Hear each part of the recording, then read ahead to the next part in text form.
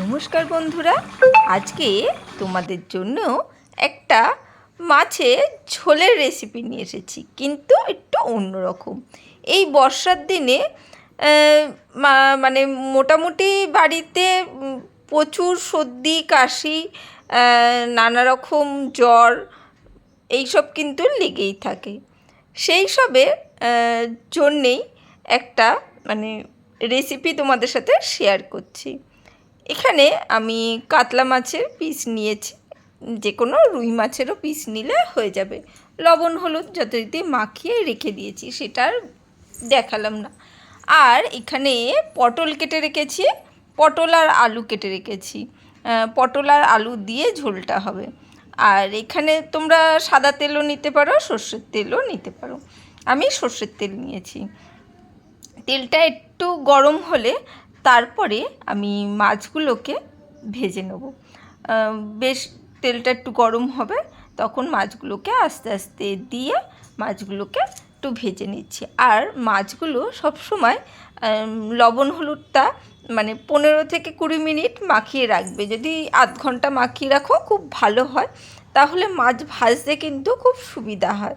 হ্যাঁ, তেলের ওপর একটু লবণ দিয়ে দিলে মাছ ভাজতে সুবিধা হয় ঠিকই, কিন্তু তবুও লবণ হলুদটা যদি গায়ে মাখানো থাকে কিছুক্ষণ, তাহলে কিন্তু মাছটা ভাজতে কিন্তু খুব সুবিধা হয়।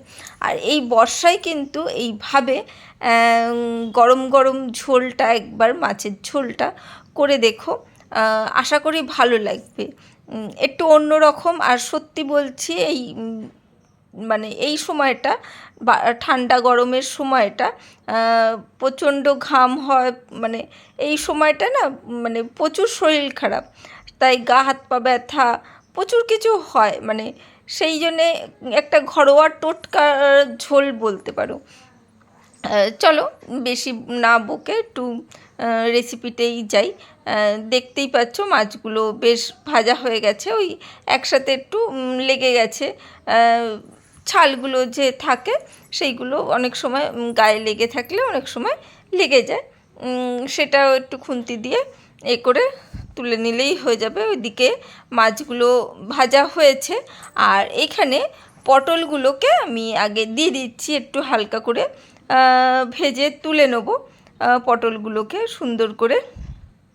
সেই জন্যে পটলগুলোকে ভাজতে নিয়েছি।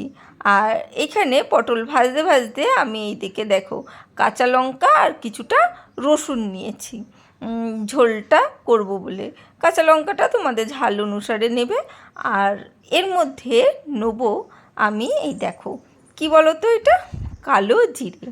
হ্যাঁ, রসুন আর কালো জিরে একসাথে বেটে, আর একটু কাঁচা লঙ্কা তোমরা চিড়েও দিতে পারো, যাদের বাড়িতে একটু ঝোল মানে ঝাল খাওয়ার কম থাকে বা বাচ্চা খায়, সেখানে কাঁচা লঙ্কা একটু চিড়ে ফেলে দেবে, স্বাদটাও দারুণ আসে কিন্তু কাঁচা লঙ্কা ওপর থেকে যদি দাও।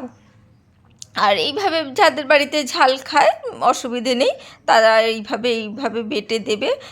কালো জিরে, কাঁচা লঙ্কা আর রসুন বেটে একসাথে দারুণ লাগে কিন্তু। এইভাবে একবার অবশ্যই মানে এই বর্ষায় একবার ঝোলটা করে দেখবে, খেতে তো দারুণ হয়।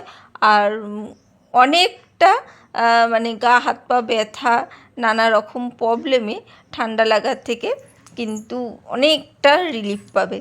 সেই জন্যে একবার অবশ্যই ট্রাই করে দেখতে পারো।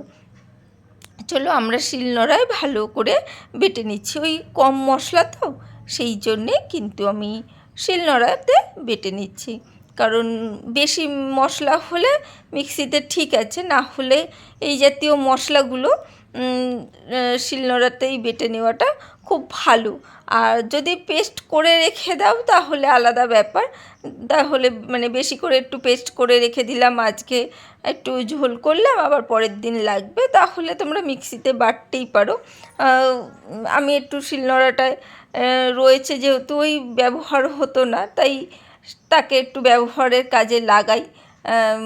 আর সেই জন্যেই চলো এখানে আমি ভালো করে বেটে নিয়েছি আর এক জায়গায় করে নিলাম। আর ওইদিকে কিন্তু পটলগুলো কিন্তু মোটামুটি ভাজা হয়ে গেছে।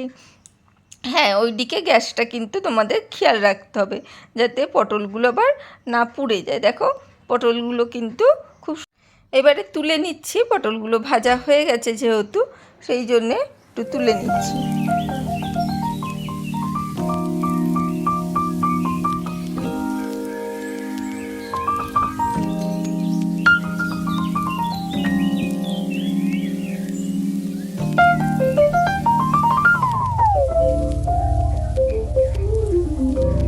পটলগুলো ভেজে ওর মধ্যেই কিন্তু ওই তেলের মধ্যেই আলুগুলো দিয়ে দিয়েছি।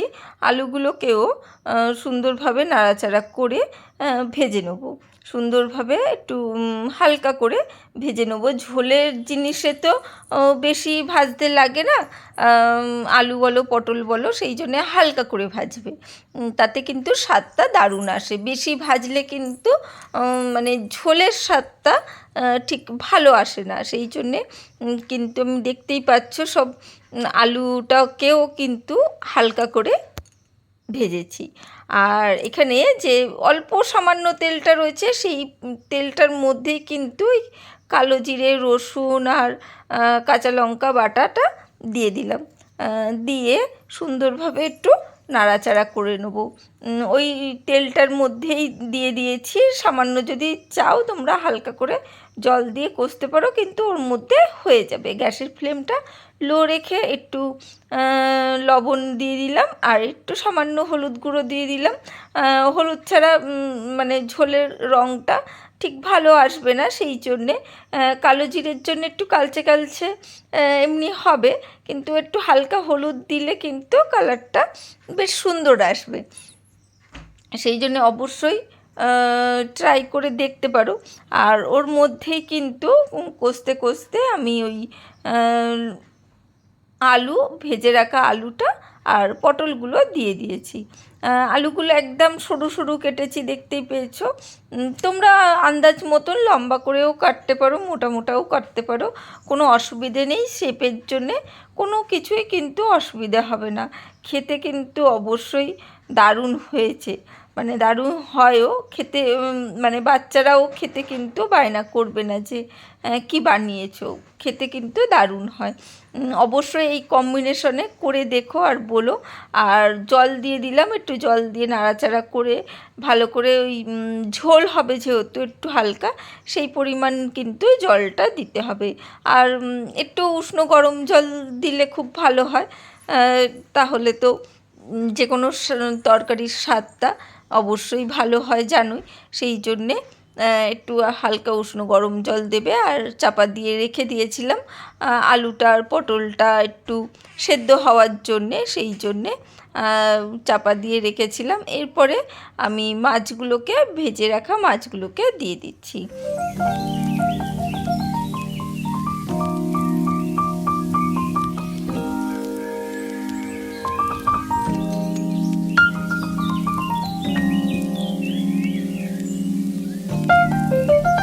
ওপর থেকে কটা কাঁচা লঙ্কা ফেলে দিয়েছি। দারুণ স্বাদের কিন্তু পটল আলু দিয়ে মাছের ঝোলটা কেমন লাগলো অবশ্যই কমেন্ট করে জানিও। আজকের জন্য টাটা, বাই বাই। আবার দেখা হবে অন্য কোনো দিন অন্য কোনো ভিডিওতে।